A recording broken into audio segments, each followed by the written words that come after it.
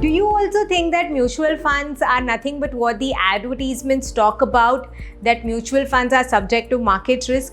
Is that all you know about mutual funds? Well, this session is going to clear all your doubts about mutual funds. To give you a starting point, mutual funds is as simple as picking your favorite ice cream flavor or taking that bus to go from Mumbai to Pune. Yes, it is exactly like that simple.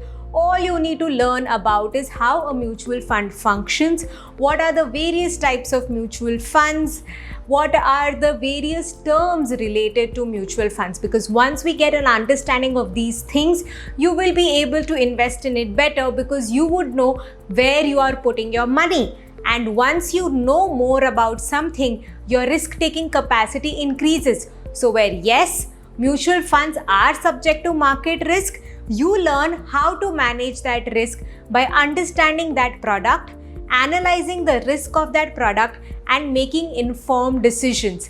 And that is exactly what we're going to learn in this entire module about mutual funds. Starting from this session, which is basics of mutual funds, as I just said, in this we're going to break down what is a mutual fund, various terminologies associated to mutual fund, how a mutual fund functions, and the types of mutual fund. Along the session, you will come across various analogies that we'll draw to everyday things that we do, and we'll realize that mutual funds are actually a very everyday phenomena. So let's talk about traveling. Yes. Before getting into details of mutual funds, let's talk about something that you and me both enjoy and would understand faster. So if you were to go from Mumbai to Pune, Pune is say 3 hours away from Mumbai, which are the options that you would go for? I'm sure you would be thinking like you would take a bus, you could drive your own car. If you're a rider, you could also go for a bike. And if you're someone who loves to have the comfort, you can take your flight as well. So there are quite a few options to reach Pune from Mumbai. If you drive your own car, the first thing is that you must know how to drive. You must be focused on driving. You cannot do anything when you are going to Mumbai. You can choose your own route. So if you want to take a detour at some food joint or some other place on your way to Pune, you can do that. And you can go as per your own time. Right? You can skip the traffic by going either very early or very late after an important meeting. It's completely up to you. You can plan your trip as per your convenience, provided you know how to drive and you have to fill that gas fuel. So you have to pay for the fuel. If you're someone who does not know how to drive but still want to reach Pune, then your second best option is to take a bus. Yes. Here you don't drive but you rely on the driver to take you to Pune. You cannot choose your own route. So there is a designated route and a designated schedule of the bus. You have to follow that. So the plus point is that you don't have to focus on driving the way you have to do when you're taking your car. So you have to go as per the bus schedule. Here as well you have to pay, but not for fueling up the entire bus, but you have to get your bus ticket.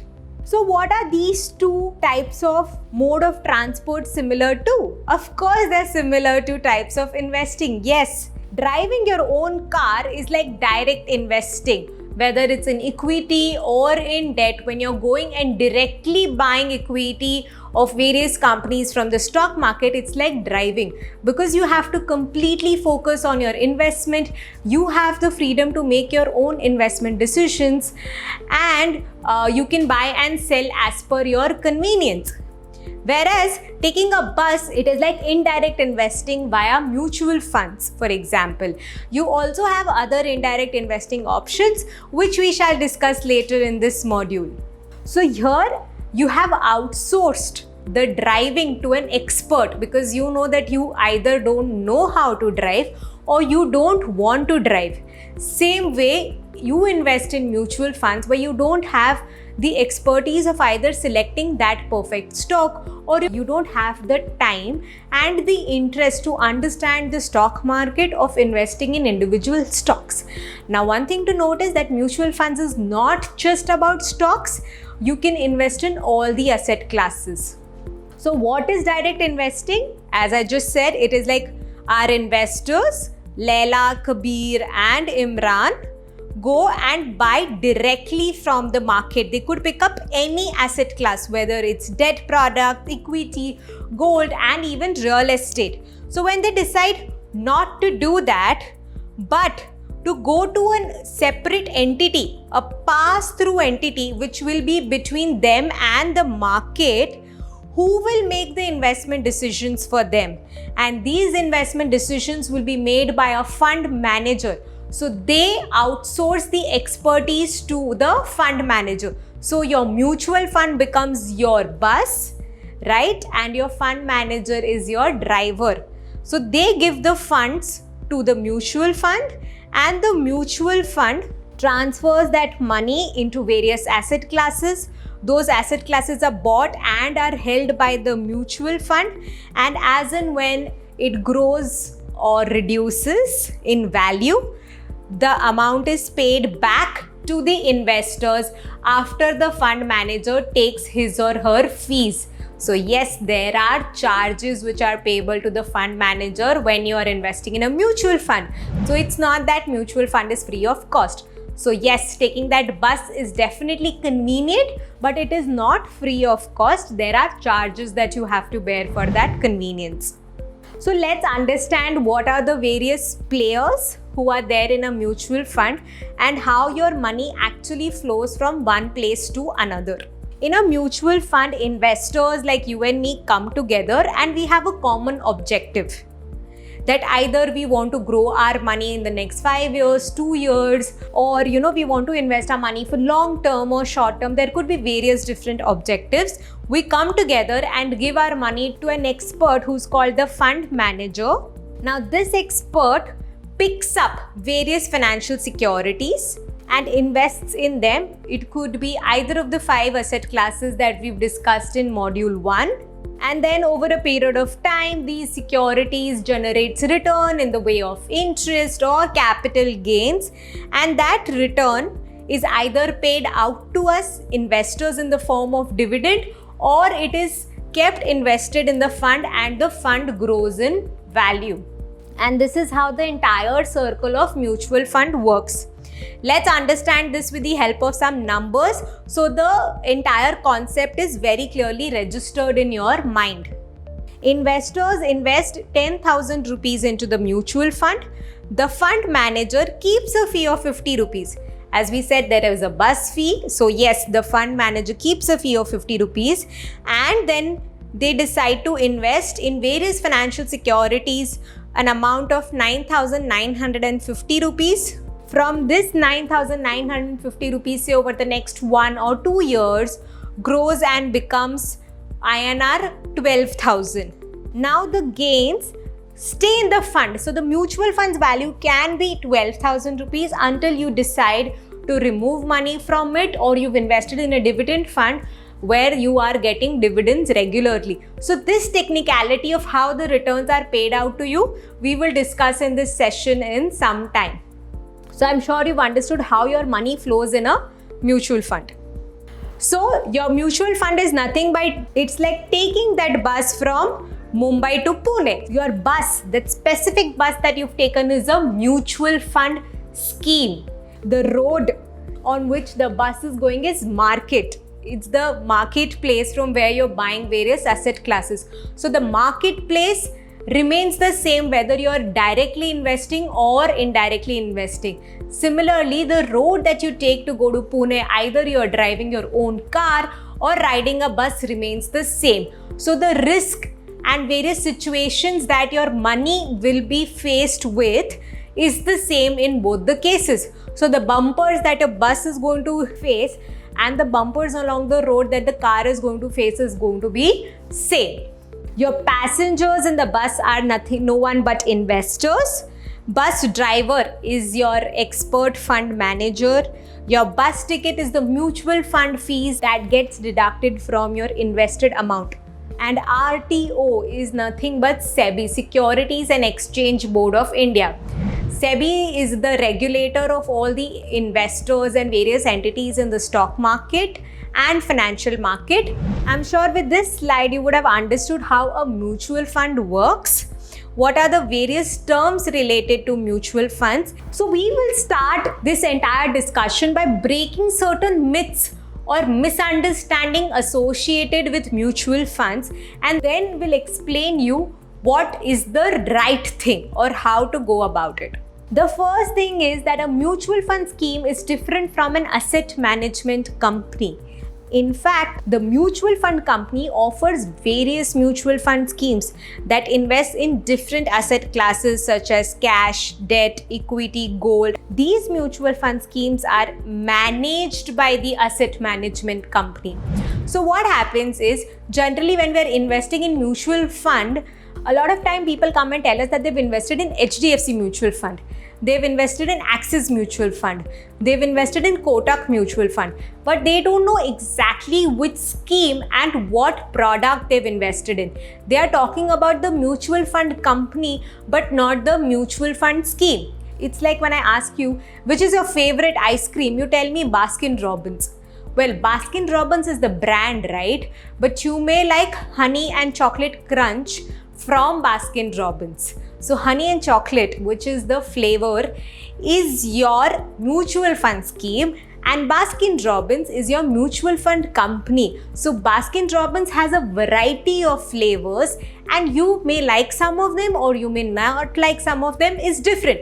But Baskin Robbins offers many flavors to its customers. Similarly, a mutual fund company, say an HDFC mutual fund or an Axis mutual fund, has a lot of schemes, and as investors we have to take the decision as to in which scheme we have to invest, not exactly which ice cream parlor we have to go to. Like there are many different ice cream parlors, whether there's Naturals, Amul, Ajanta ice cream or Baskin Robbins.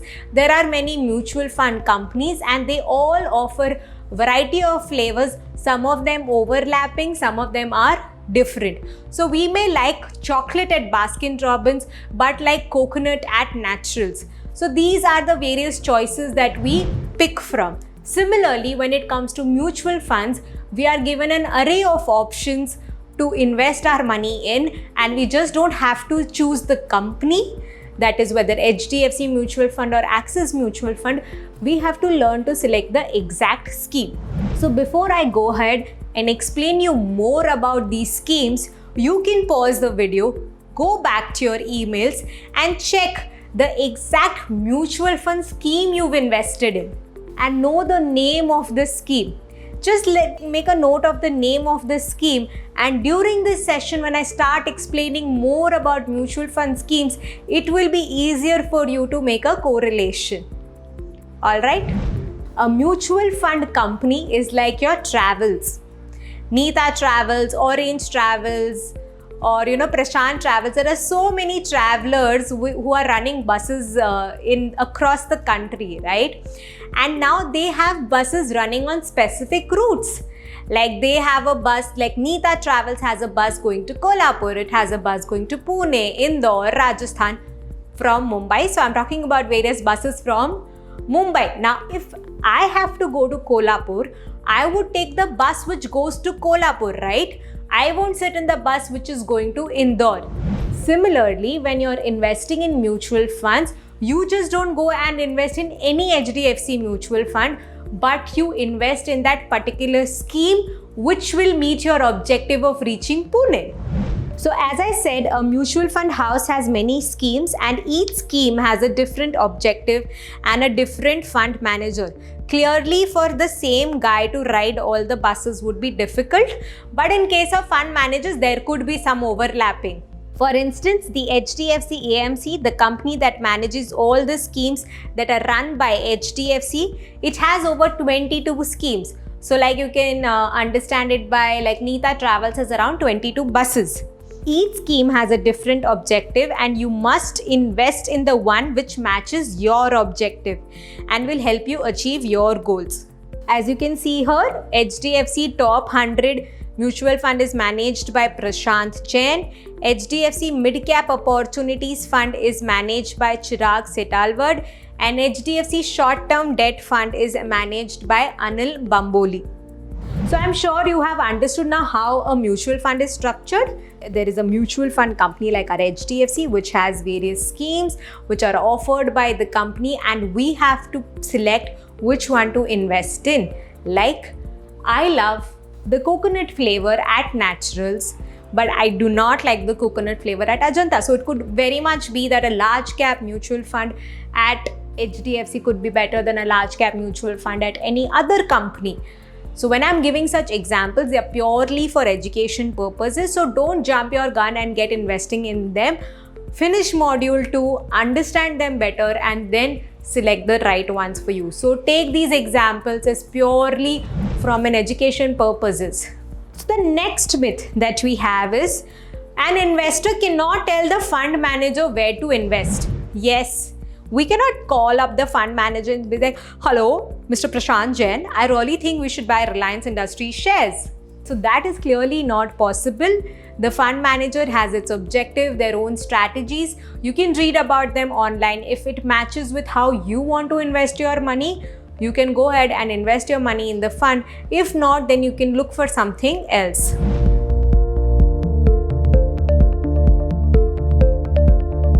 An investor must invest based on his investment objective and the objective of this scheme. You cannot invest your money in equity mutual fund and expect no risk.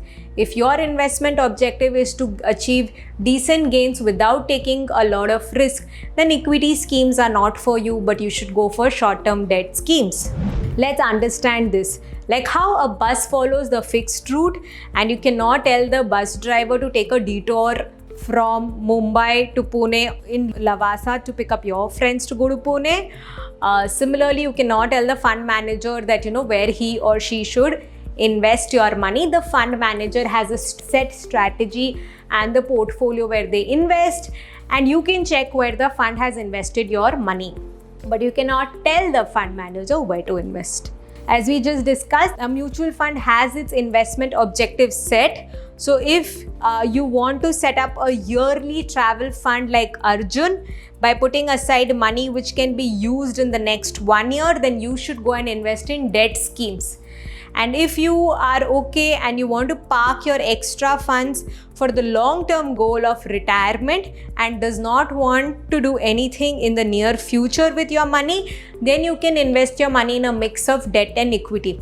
Well, we shall discuss about this as to how to invest your money in debt and a mix of debt and equity in module 3. So let's understand about various mutual fund schemes to know what happens in them, and it will give you a more clear idea on various terms that we will be discussing in the session going forward. So the first up is HDFC Top 100 Mutual Fund. We've already discussed that it's an equity mutual fund. It invests in large cap stocks. It has over 52 stocks in its portfolio. So we've had a detailed discussion on what is equity, stocks, various types of companies, large cap companies, mid cap companies, and small cap companies in our equity session. So here what we're talking about is that a mutual fund could either be a large cap mutual fund where it's investing in large cap companies, a mid cap mutual fund, or a small cap mutual fund. And we will be discussing in detail about all this in the session equity mutual funds. But for now, when I'm talking about HDFC Top 100 Mutual Fund, understand that it's an equity mutual fund, so it invests only in equity stocks, but not just any equity stocks. It invests in large cap equity stocks only. And as on 31st August 2020, the mutual fund scheme had 52 companies in which it had invested an amount of total 16,644 crores.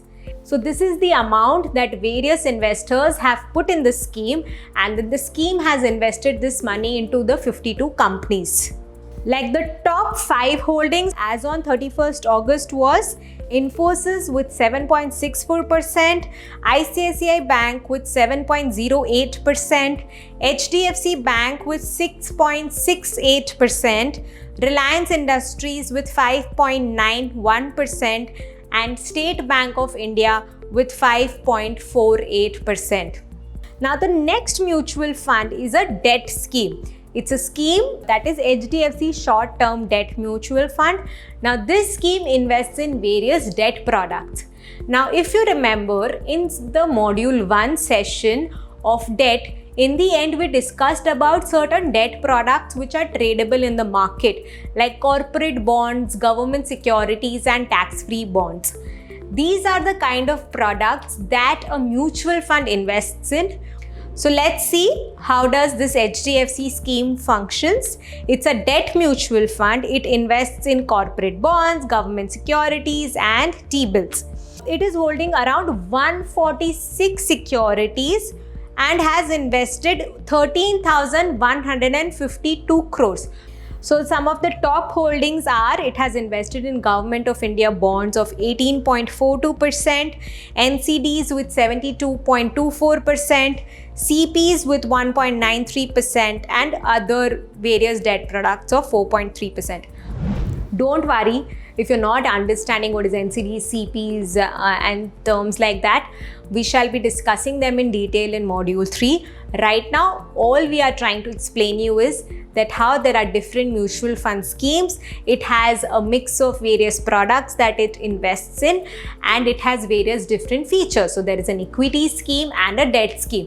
Think of it like when you go to your ice cream parlor, or when you go to Naturals, there are some chocolate and nut flavors and there are some fruit flavors, right? So you go for the one that meets your taste and needs.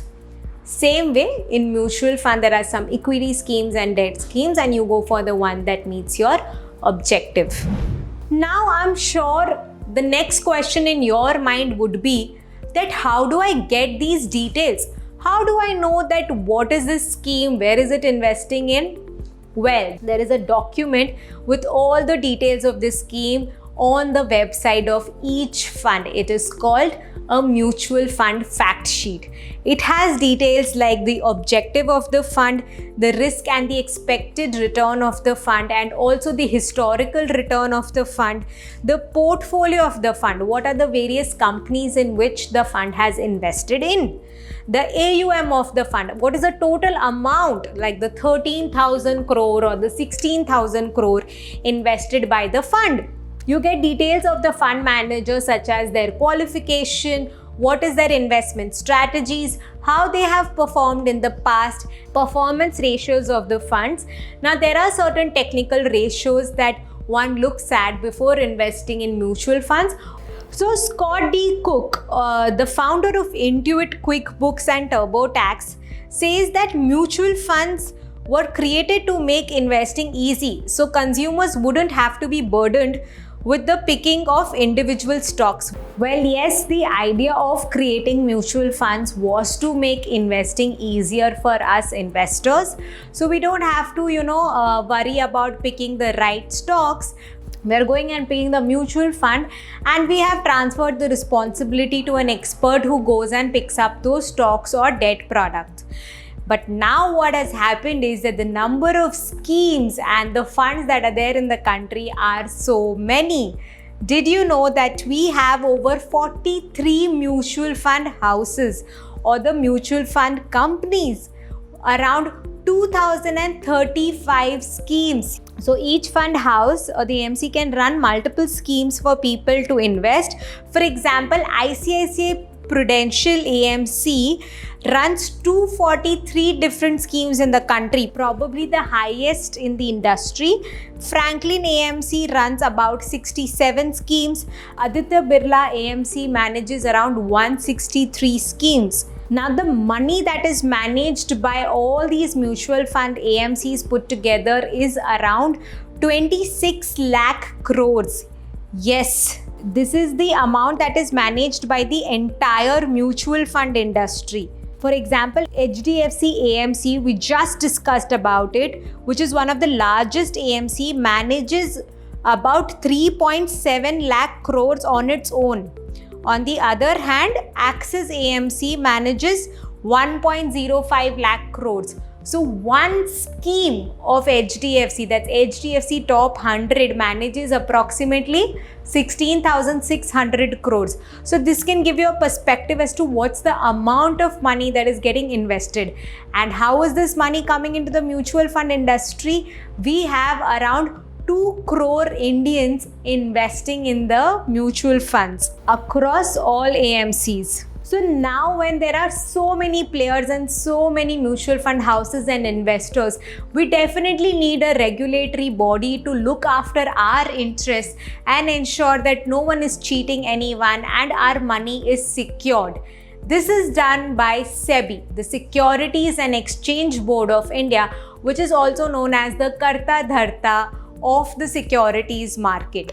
SEBI is nothing but the RTO for our buses, right? Because you need to get your license from the RTO. When you start a bus service, you need to get appropriate permissions and approvals as well from the RTO. Similarly, when a mutual fund company decides to get set up or releases schemes, they have to go through SEBI. SEBI regulates everything. And as investors, they also protect our rights and interests. So let's understand what is the role of SEBI. It's the regulatory body for the securities markets in India. So just not mutual funds, but also equity market, bond market, everything is regulated by SEBI. It lays down the guidelines for the mutual fund to protect our interest. And it promotes and regulates securities market in India. It is because of SEBI that our investments are safe, and we know that when we put our money into the mutual fund, we get those units, and when we withdraw, we will get our money back. It's not that midway a mutual fund is going to just disappear with our money. There are certain guidelines set which gives us the basic security that is required when we are investing in the financial market. So the preamble of the Securities and Exchange Board of India describes the basic functions of SEBI as to protect the interest of investors in securities and to promote the development of and regulate the securities market and for the matters connected therewith or incidental thereto. So basically, it is established to protect our interest and promote and regulate the securities market in India. So these guidelines are set by SEBI from time to time, and as investors helps us to get a clear idea on where our money is going. So there is something called as a SEBI's riskometer. Basically, every AMC is supposed to self-assess the riskiness of that particular scheme and let us customers know about this. This self-assessment is something that is established by SEBI to avoid any cases, where we are new investors and we don't know how much risk is there in that mutual fund. For example, a small cap mutual fund would have high risk, whereas a short-term debt mutual fund would have a low risk. So as you can see on the slide, the riskometer is there, and for HDFC Top 100 mutual fund, it is a moderately high risk. So it is suitable for investors who are looking to generate long-term appreciation of income and invests in predominantly large cap companies. So the SEBI's riskometer tells us what is the risk of that particular scheme, and it also states the investment objective of this scheme. And us investors must check this before moving ahead. You can pause the video here. You've already identified that one scheme you've invested in, or you can pick up HDFC Top 100 mutual fund and go online and type it and open the link of the HDFC website and check over there the riskometer and the investment objective. Now there are certain key highlights of the SEBI's guidelines which set up for mutual funds. Now SEBI has categorized all the mutual fund schemes into 5 main categories. Now if there are so many schemes, it's important to have some sort of categorization, right? Will help us invest better. It has also defined all the various categories of debt and equity funds. So the major categories are there, and under that what will go, how to define it. Basically the definition of each scheme is also given. Now each mutual fund can issue only one scheme under one category. So there can be only one large cap scheme by HDFC and there can be only one small cap scheme by HDFC unless it's an index fund, ETF, sectoral or a thematic fund. We shall explain these terms, so let's go ahead. This is the mutual fund universe. Yes, these are the number of schemes or these are the categories which are defined by SEBI. As you can see, the broad 5 categories are equity, debt, hybrid, mixture of equity and debt, solution oriented and others.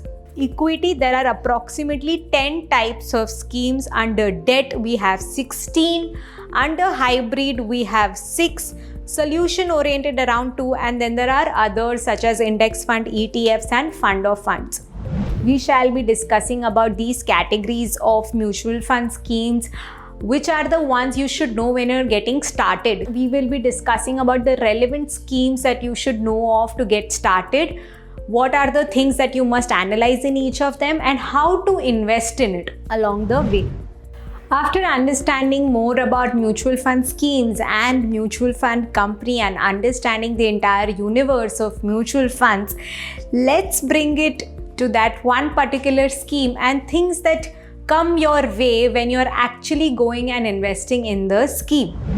Like you must have understood that when you're investing in equity stocks, you pay 10,000 rupees for those stocks, and if the stock is priced at 2,000 rupees, you get 5 shares. Now, how is this thing working with mutual funds? When you are investing in mutual funds, what you're getting in return is called units, and the price of each unit is called as NAV. But given the way mutual fund works, we wish it was this simple and we would go back to our characters Kabir, Arjun and Imran to understand exactly what's an NAV, how do you get units, and more about these schemes. So for instance, Kabir, Arjun and Imran wanted to have their favorite cheese burst pizza at Domino's. Now because they were having it together, they decided to contribute the money. So drawing some analogy to our mutual fund, Domino's is the mutual fund house or the mutual fund company or the AMC as we call it, and the cheese burst pizza is that particular scheme. Now how did they contribute? Arjun decided to contribute 200 rupees, Kabir contributed 150 rupees and Imran contributed 50 rupees. So they together collected 400 rupees.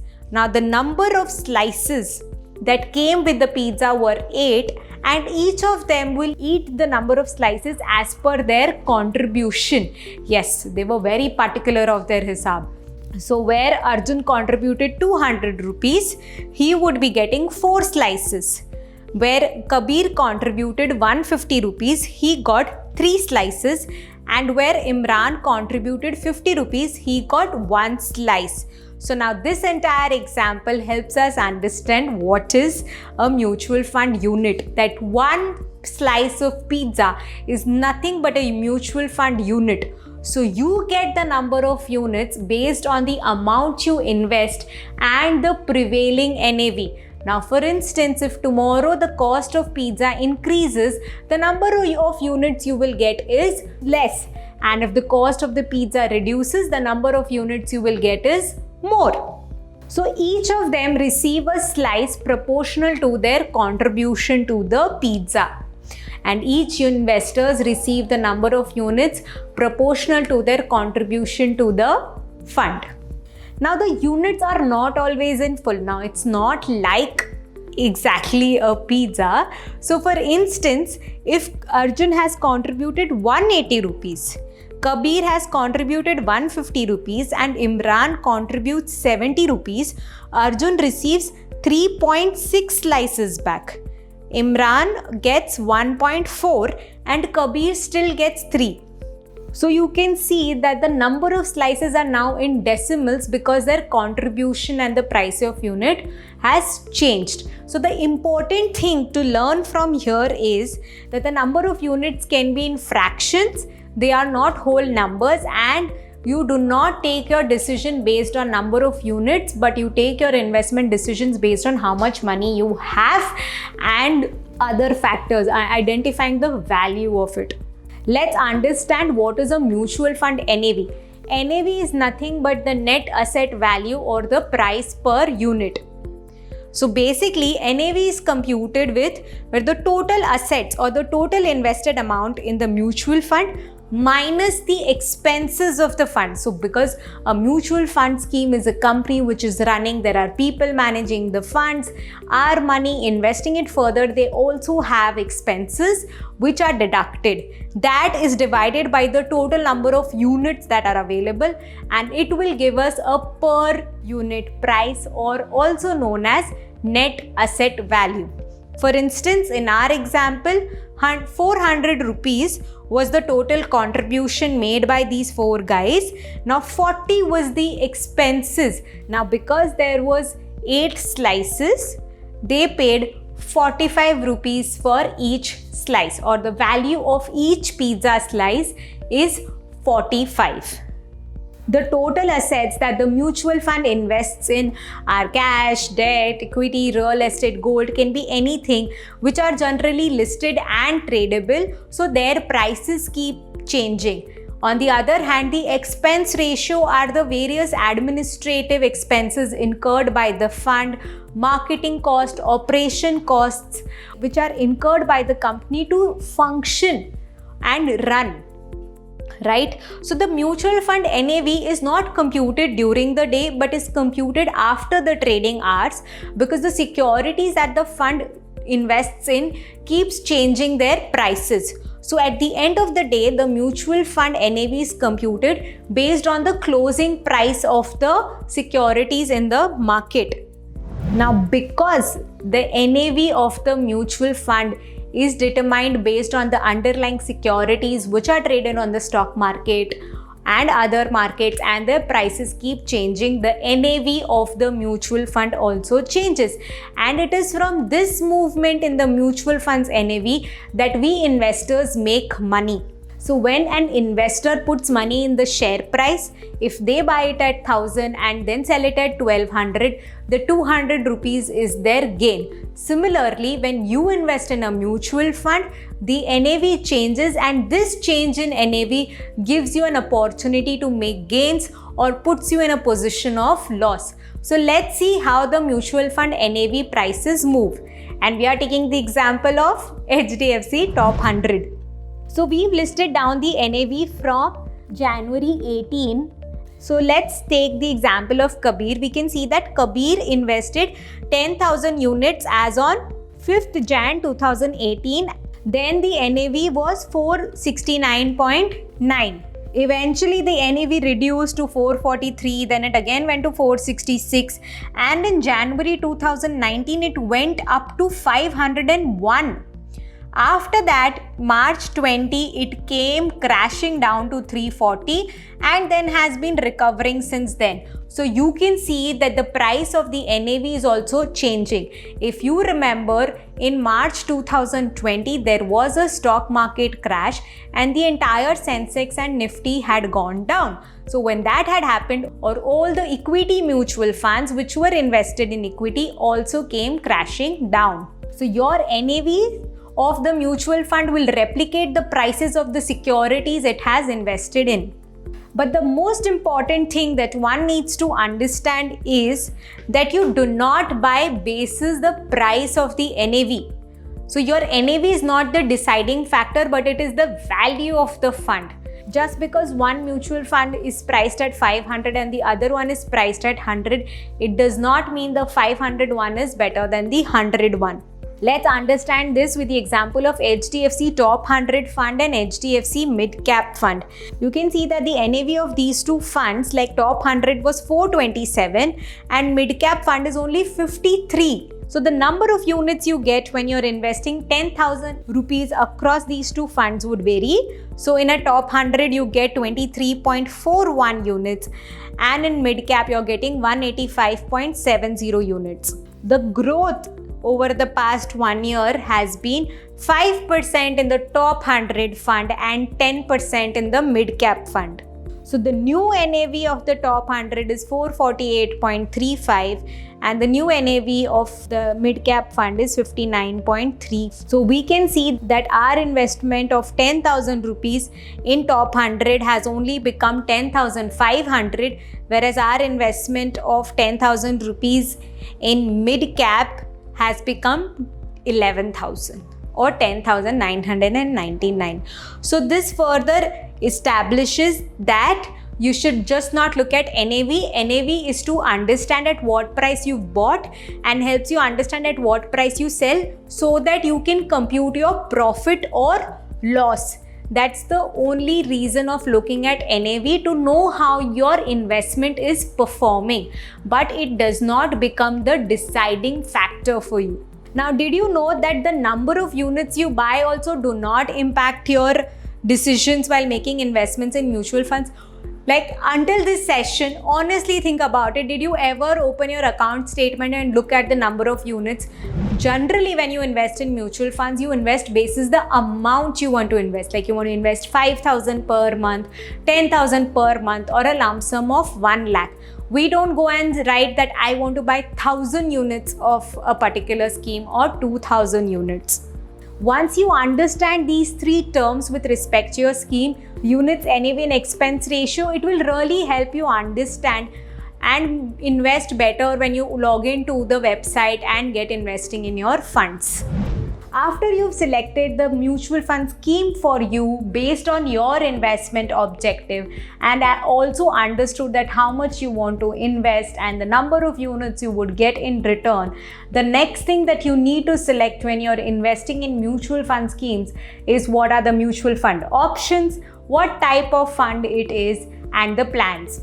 If you have ever gone online and tried to invest on your own in mutual fund, I'm sure terms like growth, dividend, direct, regular would have come to you to confuse you further about mutual funds.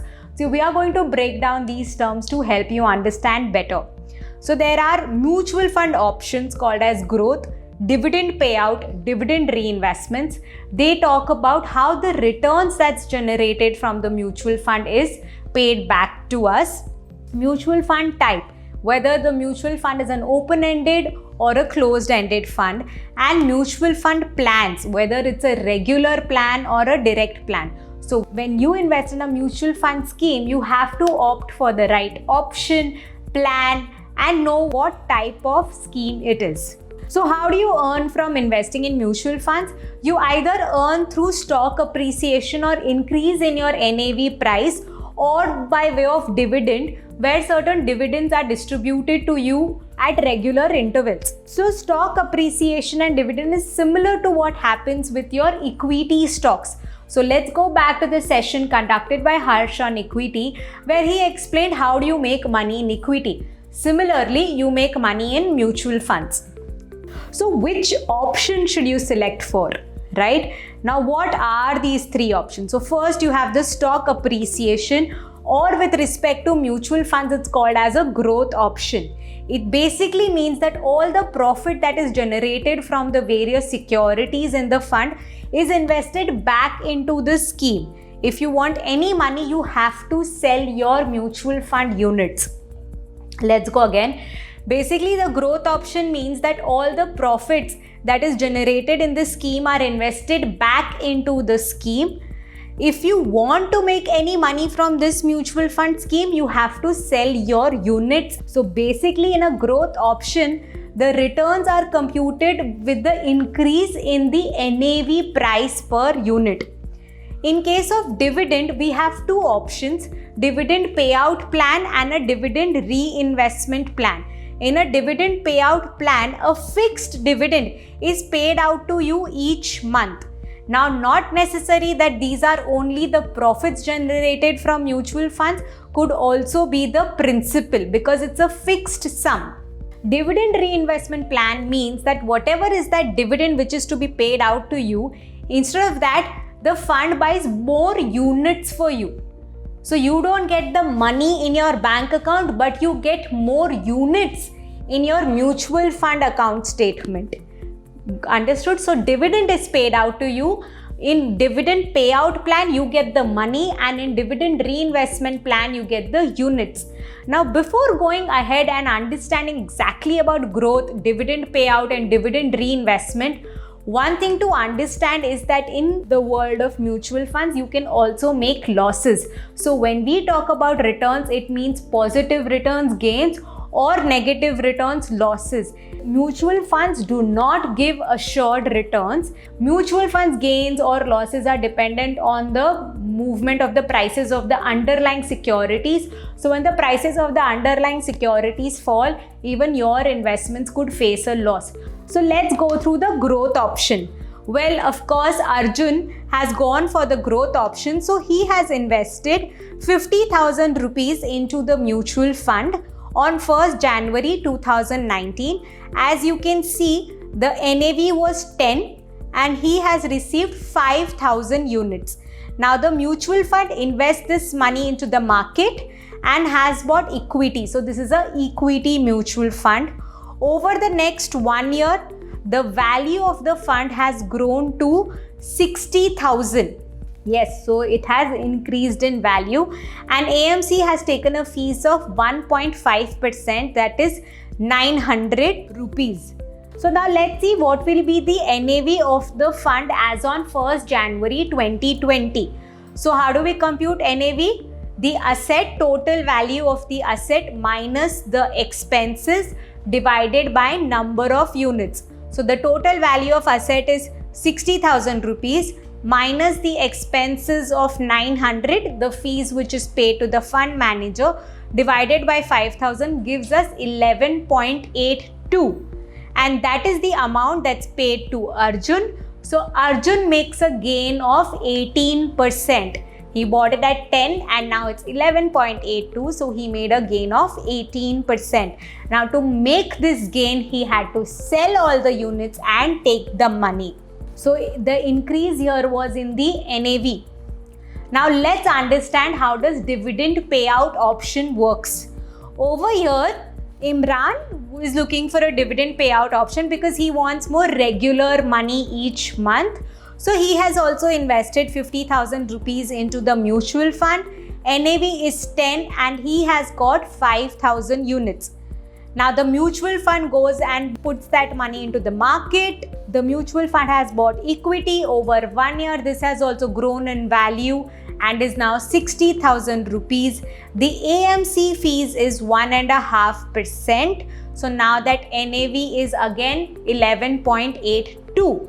Now because this is a dividend payout option, the dividend is declared as 2 rupees per unit. So what happens from the NAV of 11.82 per unit, 2 rupees is paid out and the new NAV price is 9.82. So Imran makes a gain of 18%. How? He gets a dividend of 2 rupees for 5,000 units, that is 10,000 rupees. So he has got that money in his bank account and the balance is left in the mutual fund as his investments. So in case of a dividend payout option, a fixed sum is paid out at regular intervals. So you can decide a quarterly dividend or a monthly dividend or a yearly dividend. So you get these options. In this case, Imran has taken a yearly dividend option. Now one thing to note here is that he's already removed all the profits out of the fund. Now fund has gone back to its original value. Third option is dividend reinvestment option. Here, as the term suggests, whatever dividend is generated is reinvested by the manager back into the fund. So Kabir invests 50,000 rupees into the fund as on 1st Jan 2019. The mutual fund goes and under the expertise of fund manager buys equity. The equity grows over time. The value of the fund is 60,000. Now here for easy explanation, we've kept the same scenario in all three options of mutual fund. So the value is now INR 60,000, AMC fees of 900 is paid out to the fund manager. The NAV is down to 11.82. So the dividend declared is 2 rupees. Now in the earlier case, the 2 rupees was credited back to Imran. But here, For that 2 per unit, which is 10,000 rupees, new units are issued to Kabir.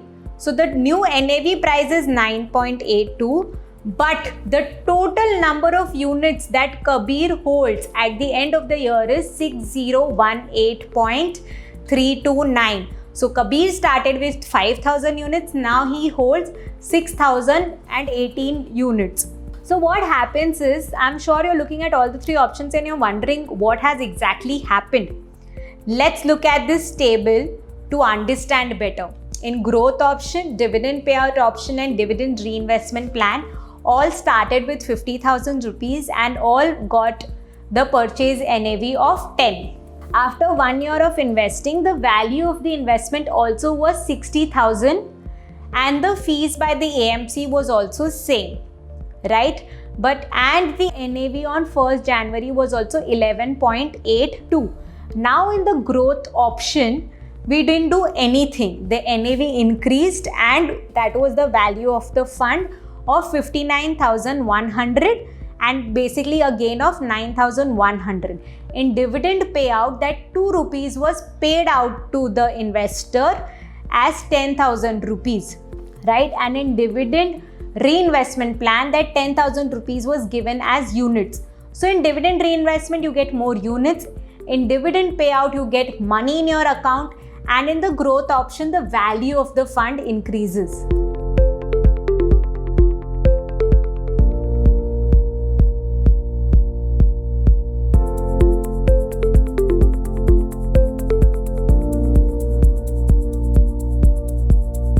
Now, how do you decide which option should you opt for? Now, if you see, as on 1st Jan 20, under the growth option, the NAV was 11.82 and under dividend option, the NAV was 9.82 and the total value in both the cases was 59,100 and the gains made were also 18%.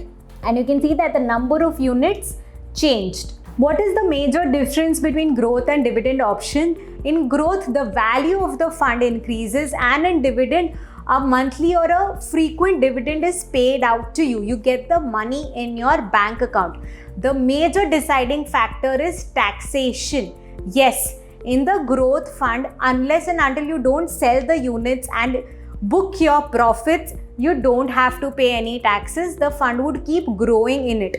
In the dividend option, every time the dividend income is paid to you, it becomes a part of your total income and you have to pay taxes on it.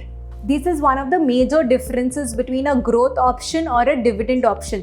Otherwise, in a standard scenario, in both the cases, the profits are similar. Now, what happens is, in the dividend option, even when there is a loss, say the fund value from 50,000 has gone down to 40,000, even then the mutual fund scheme would pay you dividends. Yes, so basically it's eating into your own money to give you money back.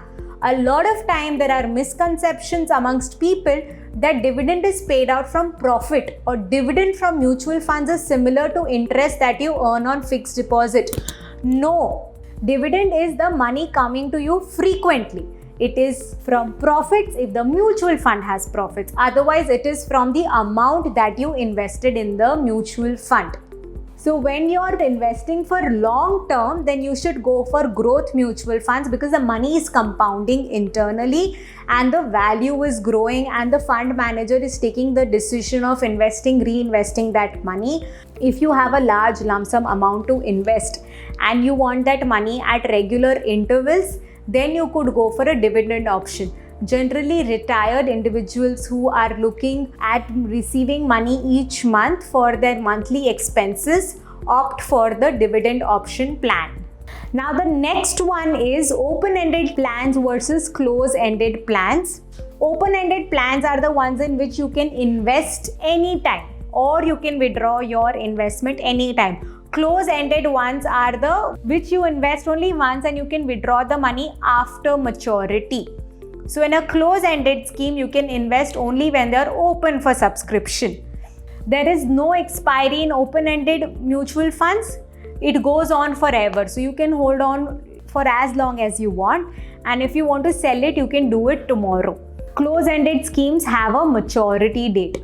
You can withdraw from open-ended anytime. Your money is blocked in close-ended schemes and you cannot exit it before the maturity date. Where are they available? Most of the schemes in India are open-ended schemes. Now what happens with close-ended scheme is that they are traded on the stock exchange, because you cannot leave the scheme as such, but you can sell that entire mutual fund unit to someone else.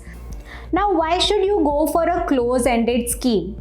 There are some kinds of debt funds called fixed maturity plans, which are generally close-ended scheme. Now the best thing about close-ended scheme is that you cannot withdraw anytime you want.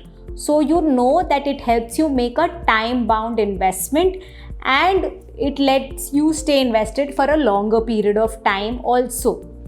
It ensures that you stay invested throughout. Otherwise, what happens is a lot of people, every time you see a small loss, you sell the scheme, or you want a little money, you know that the scheme, it's easy to sell open-ended scheme, but that's not the case with close-ended. So it ensures that you stay invested. And it also helps you to avoid interest rate risk, as returns and maturity is known at the time of making investment. So there is no volatility that happens with respect to your gains as much. So there are some close-ended options which are called as FMPs, and you can look for it, but in general, whatever schemes are available are open-ended schemes. So the next and the last thing that you need to check when you're investing in your plans are whether they are regular plans or direct plans. If you've invested in a mutual fund, open the account statement and look at the entire name. I think it's a good time to look at it. So you will see that it's HDFC Top 100 Mutual Fund dash growth or dividend dash regular or direct. So if you've invested with the help of an agent, it will show regular. If you've gone on your own and invested from the mutual fund website or consulted an advisor, it would be direct.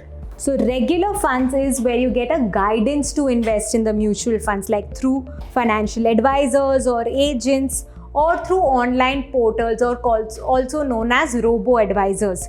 Direct plans are when you invest on your own through online portals. There are some online portals which lets you invest directly through registrars such as CAMS and Carvey, and directly through the mutual fund website or the stock exchange. The major difference is the expense ratio.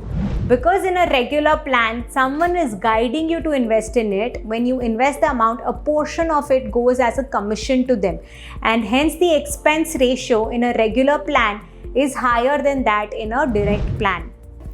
Let's check out this video to know more about direct mutual funds. भाई जो भी बोल, luck तगड़ा है अपने जस्सी का। बिल्कुल यार, ODI, T20, टेस्ट मैचेस। ओए, एक बैट्समैन को समझ के आउट किया है। ये लक नहीं, मेहनत है। देख नाराज हो गया जस्सी, फोन में घुस गया अपने। यहाँ भी परफॉर्म कर रहा हूँ म्यूचुअल फंड्स के मैदान में। Direct plan. म्यूचुअल फंड में खुद से इन्वेस्ट करने का ये एक ऑप्शन है, इससे कमीशन बच जाता है। अरे यार जस्सी, मुझे ही बताना, मैं भी कमीशन बचा लेता हूँ। अरे ठंड रख, डायरेक्ट प्लान में सोच समझ कर इन्वेस्ट कर तो ही फायदा है, वरना क्लीन बोल्ड। सही है। ओ तेरी इतना भारी बैग। म्यूचुअल फंड निवेश बाजार जोखिमों के अधीन है। योजना से जुड़े सभी दस्तावेजों को ध्यान से पढ़ें। This video shows that if you're not confident enough on knowing how to select the right mutual fund for yourself, then going to an advisor and taking their expertise and paying them that extra as commissions via regular mutual funds would work much better than going and making blunders through making wrong investments in direct mutual fund. Hence, it's very important for one to understand for themselves that which one will work for them, direct mutual funds or regular mutual funds. So basically, professional advice is extremely essential and can make a huge difference in your returns. If you invest in a regular mutual fund, the advisors can help you understand and manage your funds more effectively. A financial advisor can help you review the portfolio and rebalance the same. You can also save your time and effort, as many people simply don't want to keep a regular track of their funds, and the advisor would do that for you. So go for a regular plan where you need that advice, and there's nothing wrong in getting that advice. and where you feel you're competent enough to go and select a direct plan and would keep a track of it, then you could go for that one. So how to invest in a mutual fund? We've discussed so many options, from the type of schemes, AMCs to units, NAVs to direct, regular and dividend growth, everything, right? So let me help you summarize this entire discussion. Your basis starts from where and why you want to invest. For instance, remember Arjun, he wants to set aside for every year's travel. So he is investing his money in a short-term investment because he wants to do a travel fund for every year. So he's investing for short-term. Because he's investing for short-term, he will go for a debt option. And he would pick up an open-ended plan because he can invest and withdraw anytime. He's not looking at a longer term commitment. He would go for a direct plan and he knows much better about investing. And he picks up a growth option via the lump sum route. So he's investing a lump sum amount today and he knows that it would grow eventually after a year, that he can go to Spain. So he is investing via mutual fund website using the direct option.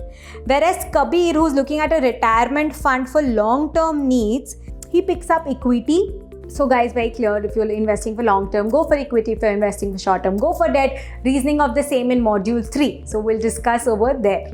He picks up again an open-ended scheme because he's looking at investing regularly at regular intervals rather than looking to invest in one go. He picks up a regular plan because it's a long-term investment. He wants someone to supervise it for himself, tell him how to continue investing, when to stop, whether to increase or decrease. These are just some questions that he has in his mind and would face at regular intervals. So he prefers to consult someone and invest in it. He picks up a growth option via SIP route. Clearly it is for retirement. He does not need money on frequent intervals. So what will he do with the dividend option, right? And he is investing via CAMS website. So with this, we conclude the session of basics of mutual fund, where we've started discussions with what is a mutual fund, how mutual fund works. We compared mutual funds to taking that particular bus from Mumbai to Pune or picking up that favorite ice cream from your Baskin Robbins or Naturals. From there, we moved on to discuss about NAV and units, and knowing that how units are similar to having that pizza slice, to finally understanding that what are the various options that we are faced when we go and invest our money in mutual funds. So yes, for the first time, it could be a lot of concepts and a lot of terms for you to understand and imbibe. Don't worry. When we are going to discuss the different types of mutual funds in the following sessions, we will keep reiterating the concepts that we discussed today. So we are sure that by the end of module 2, you would have a very good understanding of mutual funds. So don't forget that yes, mutual funds are subject to market risks and you must read all the scheme related documents carefully. And now you also know what are these scheme related documents, the fact sheets, right? So where there is risk in mutual funds, by knowing more about mutual funds, we are learning how to manage that risk. And in the following sessions, we will also learn how to invest in these funds by understanding our risk and the product's risk. So what are the 3 learnings from this session? Mutual funds are an indirect way of investing in assets, like taking a bus to your destination. You must invest in a mutual fund scheme that meets your objective. Yes, if you want to go to Pune, you won't sit in an Indore bus. Similarly, if you want to invest for short term, you have to go for a debt fund. And if you want to invest for long term, you would go for an equity fund. There are many terms associated with mutual funds and you have to decide between these, like direct or regular, growth or dividend, or an open-ended or a close-ended scheme. One important thing to understand is that every investor in a mutual fund is treated equally. And the returns that you make from the same scheme would be the returns that I would make from the same scheme. The only difference would be the amount of money that we have invested and would make a return accordingly. So there is no difference when it comes to making or generating returns from the mutual fund across investors. So finally, where we've gotten our base in place, from the next session, we will start discussing about each category of mutual fund. The first one being liquid mutual fund.